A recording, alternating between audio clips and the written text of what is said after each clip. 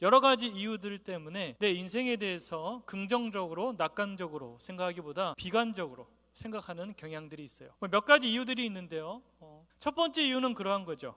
지금 내게 있는 상황과 환경이 마음에 들지 않는 거예요. 소위 마음에 들지 않는 상황이다 보니까 내 인생의 미래에 대해서 생각을 할 때 비관적으로 생각하는 거죠. 또한 두 번째 이유가 있어요. 실패의 경험 때문에 그렇죠. 이전에 남다른 꿈을 가지고 도전해봤지만 실패해봤어요. 그러니까 그 이전날 내가 겪었던 그 실패의 경험들이 내 인생에 대해서 비관적으로 생각하게 만든다는 거예요. 그리고 세 번째 이유는 너무나 늦었다라는 거죠. 옛날 나에게는 정말 절호의 기회가 있었는데 나는 이미 그 기회를 놓쳐버린 사람이야.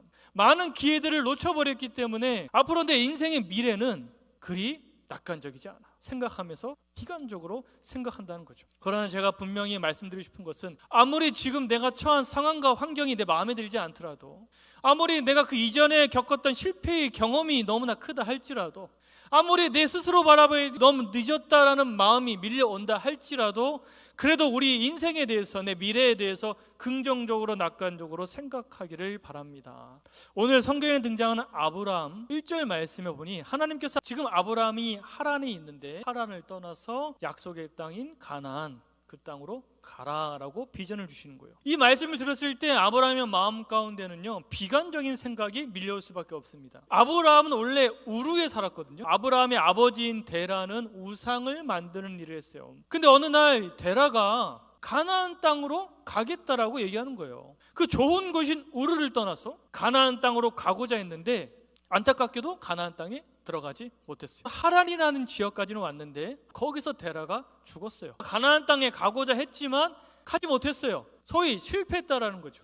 그러니 한번 실패했던 그 일을 다시 내가 마음을 다잡고 다시 한다? 이건 쉬운 일이 아니죠. 그리고 또 하나 그에게 어떠한 마음이 들었냐면 다시 시작하기에는 너무나 늦은 게 아닐까라는 마음이 밀려올 수밖에 없는 상황이었단 말이에요. 지금 아브라함에게는 자식 하나가 없어요. 자식 하나가 없는데 지금 하나님이 아브라함에게 얘기하는 것은 너로 큰 민족을 이루겠다고 말씀하시는 거예요. 이런 말도 안 되는 소리가 어디 있어요. 지금 아브라함은 유명세가 없어요.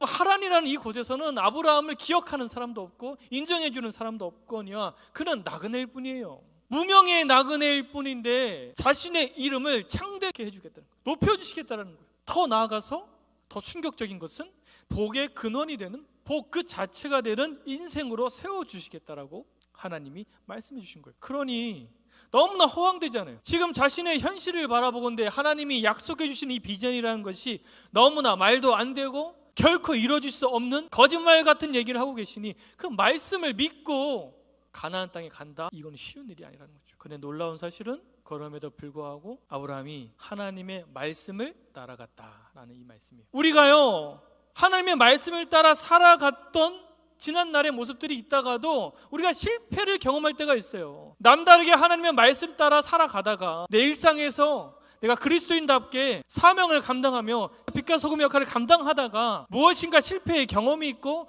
비관적인 생각이 들어 포기했던 영역들이 있다면 다시 포기하지 말고 하나님의 말씀 따라 다시 도전하라는 얘기예요. 다시 우리가 빛과 소금의 역할을 감당해 보자라는 얘기예요. 삶의 방식을 바꾸라는 얘기예요. 그러니까 우리가 다시금 하나님의 말씀을 붙들고 내가 속한 그 모든 영역에서 내 삶의 태도를 바꾸고 삶의 방식을 바꾸고 다시 하나님이 주시는 말씀 따라 감동 따라 살아내며 내 가정이 살아나고 내 학교가 살아나고 내 직장이 살아나며 이 나라 이 민족이 살아나고 그런 놀라운 일들, 그로 인해서 내가 하나님 앞에 인정받고 내 이름이 높아지고 수많은 복들이 나를 통해서 흘러가는 그런 놀라운 일들이 일어날 것을 기대하라는 얘기예요. 그러니까 우리는 우리의 미래에 대해서 생각할 때 비관적으로 생각할 것이 아니라 이제 나는 더 이상 희망과 가망이 없는 그런 사람이다 라고 말하기 전에 다시금 도전해 보라는 거예요. 바로 지금 오늘부터, 오늘 이 말씀 이후부터 우리의 삶 가운데 비관적인 생각을 버리고 우울한 마음을 버리고 불평 불만을 버리고 하나님이 다시 우리에게 주시는 낙관적이고 긍정적이고 기대하라고 꿈을 꾸라고 소망을 품으라 말씀하시는, 내가 너의 이름을 창대케 하고 너가 복을 받을 뿐만 아니라 너로 인해서 수많은 자들이 복을 받게 만들어 너로 인해서 수많은 사람들이 살아나는 큰 민족을 이루게 되는 그런 놀라운 것들을 바로 우리들에게도 동일하게 약속해 주고 계시단 말이에요. 이 말씀을 붙잡고 다시 우리 삶의 영역 가운데서 우리가 새로운 방식으로 새로운 태도를 가지고 살아내는 우리가 되기를 바랍니다.